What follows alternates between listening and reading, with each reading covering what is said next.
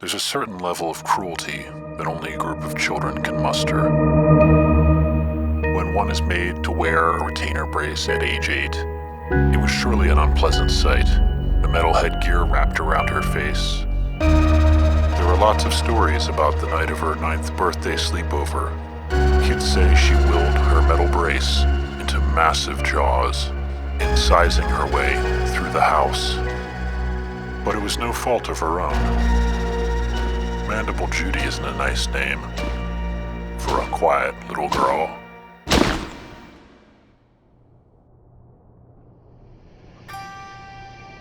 The music calms the forest. Listen.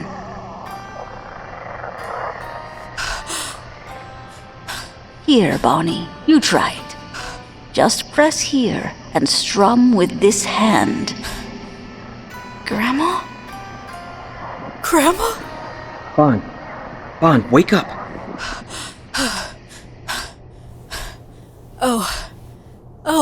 I was dreaming. Are you okay?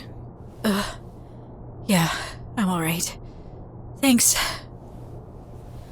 My grandma's house by the lake, she was playing music for me. Well, that sounds like a good dream. No? Well, yes, but I was here in my bed and she was reaching, like she wanted to pull me through, right through the wall. And it was in the garage at the gas station. That's where she was sitting, but the marsh was right outside and it was getting louder. That's a familiar theme. I could hear the melody she was playing clearly, and I haven't thought about that in years. She used to play it all the time. We went through a lot yesterday. I think your grandma's lake house is a good place to be. Oh, God.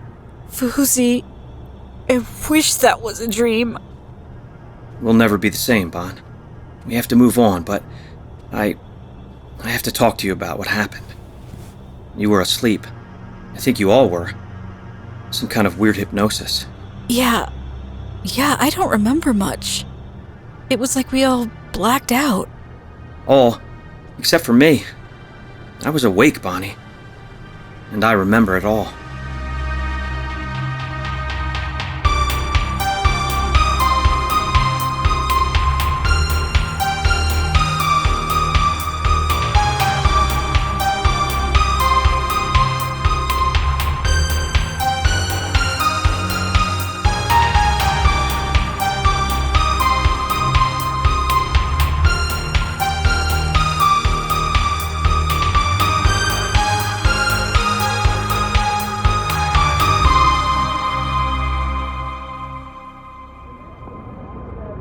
At about 1800 hours last night, the 7th Precinct, led by Captain Felix DaCosta, arrived at the Dental Services Building in East Haddam with a warrant per statute to arrest Dr. Anton Foozy, the proprietor of the establishment, after evidence had been brought to the attention of the police by a former employee of Dental Services.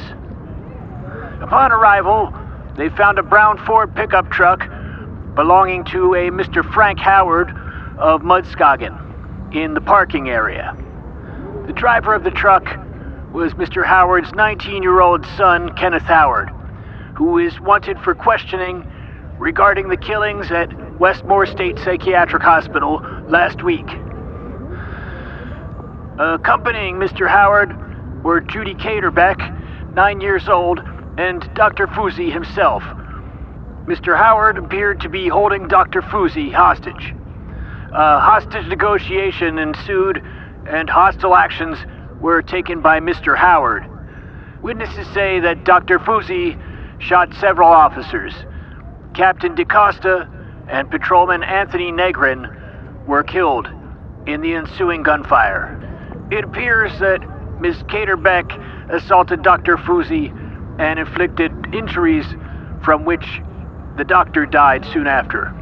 Mr. Howard and Ms. Kaderbeck were last seen fleeing the scene in the brown Ford pickup.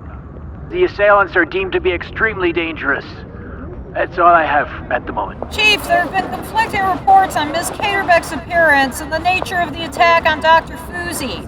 Can you help clear this up?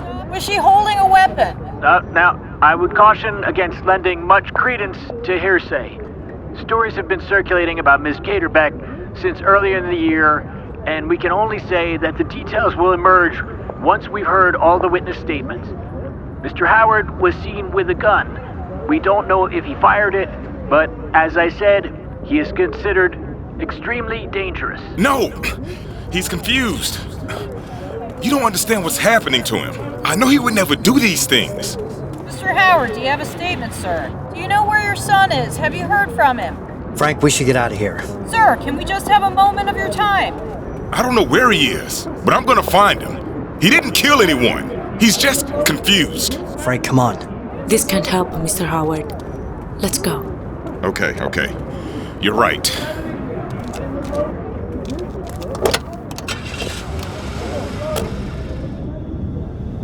It's worse than we thought. We've got to find them as soon as possible. He said something about a former employee that came forward. If we can find out who that was. It would be Bonnie, the receptionist. Do you have a last name? No, but Casey would know. Right, okay. I have his address. I'll go talk to him. Take me home first, Connor. I need to be there in case Kenny comes back. That's a good idea. Do you mind if I come with you, Mr. Howard? I should get my equipment prepared. We're going to need it if Kenny shows up. Okay. You should call me Frank. And I can use all the help I can get.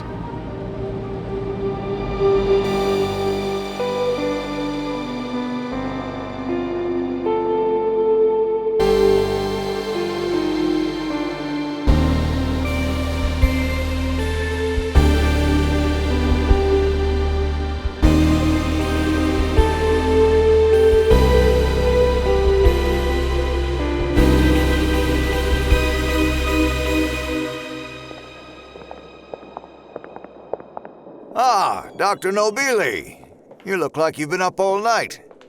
I've had trouble sleeping ever since Westmore, to be honest, Mr. Becker. Yes. I'm fascinated by the description of Judy Kaderbeck in your report. Did you ask Dr. Schifano to join us? Well, sir, it looks like my partner never came back in this morning. And all of her audio equipment is gone. Is that right? Do you think she's had second thoughts about our project? I don't know. I've been calling her apartment all morning. Interesting. I've been having trouble contacting Mr. Darcy as well. I've got men on their way south to find him. It doesn't sound like he was involved in the events at Dental Services last night. Sir, I was shocked to hear about Dr. Fuzi. Yes, it's a shame. My sources at the police department say his head was cut off.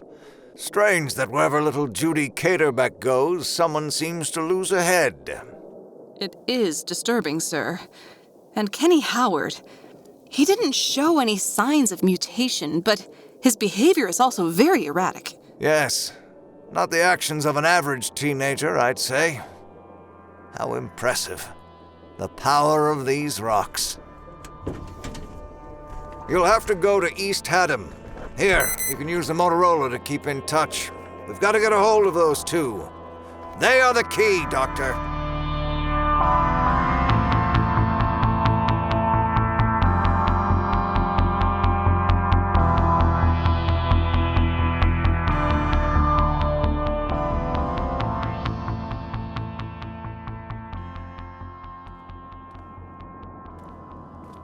You ever think about where you'll be in the year 2000?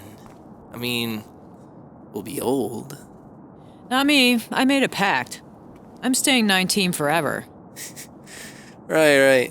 You'll probably be married and selling real estate. Seriously, 21st century, man. Like, computer rocket cars. I mean, no one thought we'd be carrying around tape recorders in our pockets 10 years ago. But Akio Morita decided we would. I love this thing. Sped one of those smokes? Mm-hmm.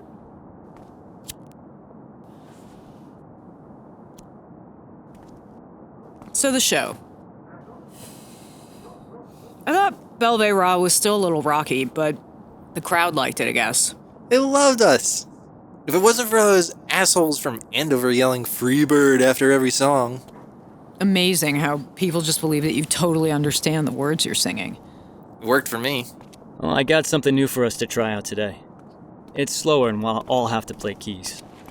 Watch where you're walking, please. We need you to listen. Me? Listen to what? Over here! I found him. Whoa, his friends are coming this way. Yeah, we're just having a private conversation here, so why There don't you... are no private conversations. Christ, they've got frogs. What is with this town? We aren't interested, okay? Param targa re. Get that thing out of my face, you psycho! Param targa re. Alright, I'm recording this. What the hell? Casey, your song lyrics. Like Jesus freaks on acid. Stop following us.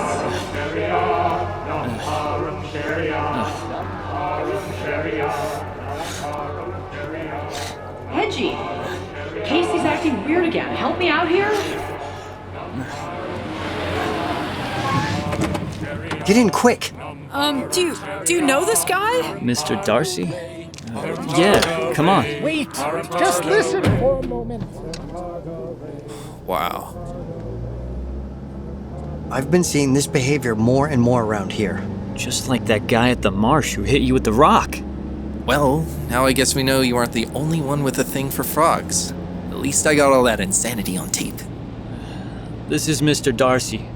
I worked with him at the marsh a few weeks back. Remember? Yeah, around when you started zoning out. Yeah. Mr. Darcy, these are my bandmates, Petra and Hedgie. Hi.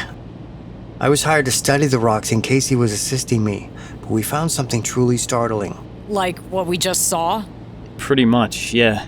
Am I the only one weirded out by those freaks quoting our song lyrics? What? It sounded like nonsense to me.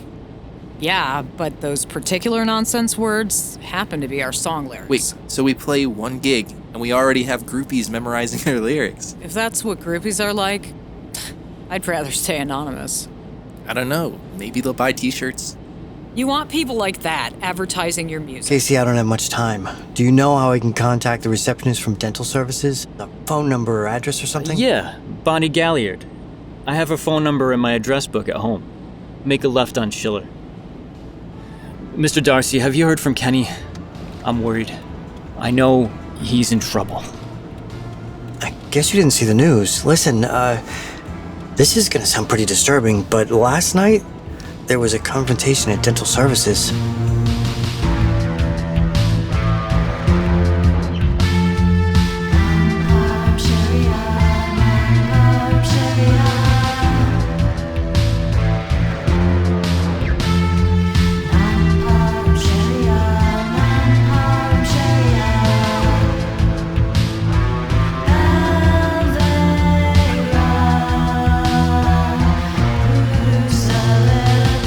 Thanks for tuning in to Season 3, Episode 2 of Mandible Judy.